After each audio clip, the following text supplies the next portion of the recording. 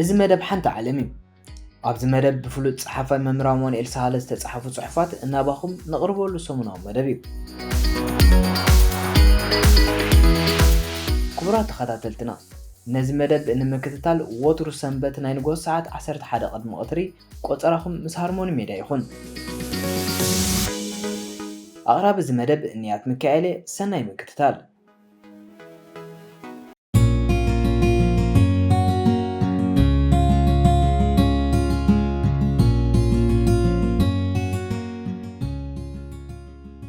ዕስላዊ ባህሪ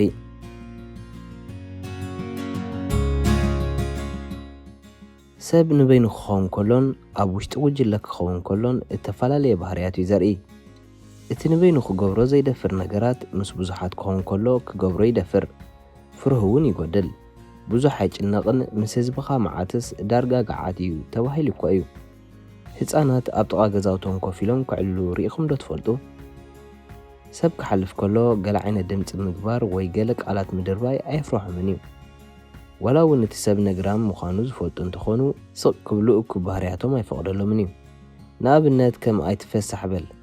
እንታይ ደኣ ትብጥረመልና ንፈልጠካ እኳ ኢና ወዘተ ዝብሉ ቃላት ብትሕት ዝበለ ድምፂ ምፍናው ደስ ይብሎም ምናዳ እቲ ሰብ ካባታቶም ርሕቕ ምስ ዝብል መሊሶም እዮም ዝገዱ ሓደ ካባታቶም ግን ንበይኑ ምስ ዝህሉ ማለት እቲ ጉጅለ ወይ ጀምዓ ምስኡ ምስ ዘይህሉ ከምኡ ክብል ኣይክእልን እቲ ግዳይ ከይጥሕሮ ይፈርህ እዩ እዚ ዓይነት ባህሪ ግን ኣብ ምንታይ ተመርኮሰ እዩ ነዚ ንምግላጽ ንምስትንታንን ገለ ተመራምርቲ 5 ሓሳባት የቕርቡ ቀዳማይ ኣብ ብዙሓት እተኸፋፈለ ሓላፍነት ካልኣይ ምጥፋእ መንነትን ኣንነትን ሳልሳይ ሓይሊ ኣብ ጥሙር ብዝሒ ራብዓይ ውሁድ ውኖ ሓምሻይ ኣብ እኩብ ዝፍጠር ናይ ምስትውዓል ዓቕሚ ምጉዳል ቀዳማይ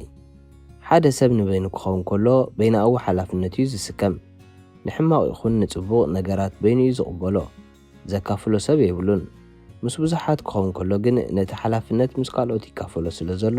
ብዙሕ ኣይጭነቕን እዩ ከቢድ ሓላፍነት ኣብ ብዙሓት ክካፈል ከሎ ይፎኩስ እዩ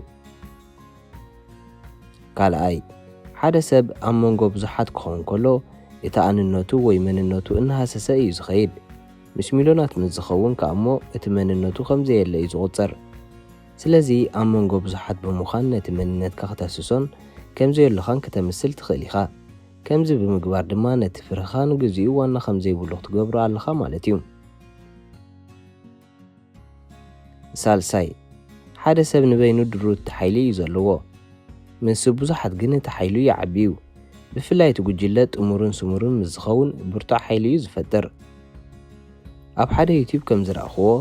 ጥሙርን ስሙርን ጉጅለ ሓደንቲ ንእንስሳታት ንግዚኡ የስግእዎም እዮም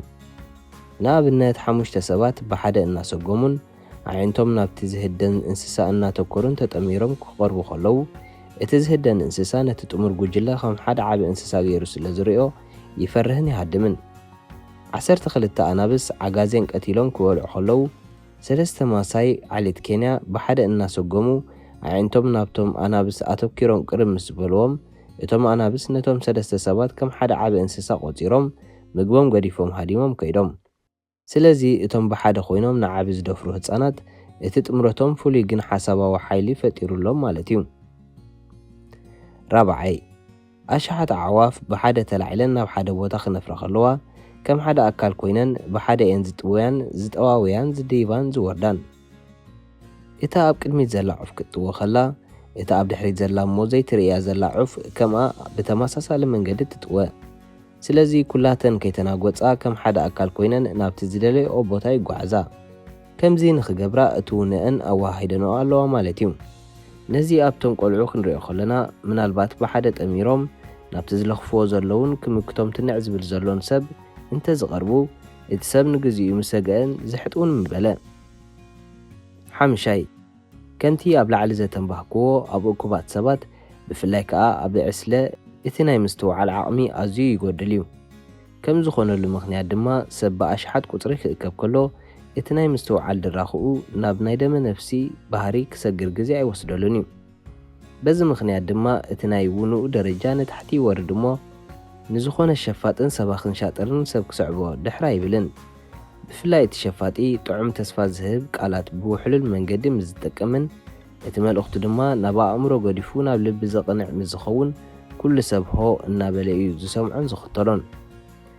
ነዚ ኣብነት ዝኾነና ዲክታቶራትን ሸፈጥቲ ፖለቲከኛታትን ናይዚ ዘመን እዚ ሰበኽቲ ሃይማኖትን እዮም። ኣብ ከምዚ ዝበለ ኩነታት እቲ ዕስለ ሰብ ነቲ ናይ ምትንታን ዓቕምታቱ ብምድርባይ ኣብቲ ናይ ስምዒታውን ሕልማውን ዓለሙ ክሕብስ ስለ ዝደሊ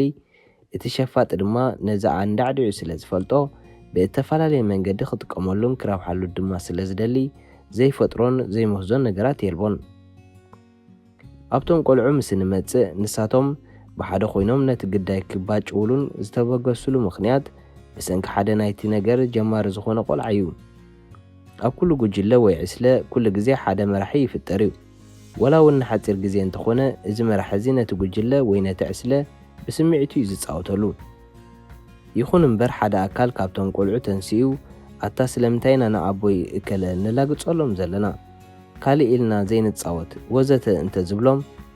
ምናልባት ገሊኣቶም ናብ ልቦም ተመልሱ እሞ ካብ ድቃሶም ተበራቢሮም ድማ ነቲ ሸፋጢ ገዲፎም ነቲ ውርዙ ብፃዮም ምተኸተልዎ። ኣብዚ ዓለምና ግን ከምኡ ኣይኮነን። ዓለምናስ ሸፈጥትን መታለልትን ፈተውቲ ርእሶምን ዘዕብልሉላ ቁናዓትን ነብሶም ዝስውኡ ውርዝያትን ዝድርበዩላ ኮይና ትነብር ኣላ። ከምኡ ኢላ ግን ንሓዋሩ ትቕፅል ኣይመስለንን።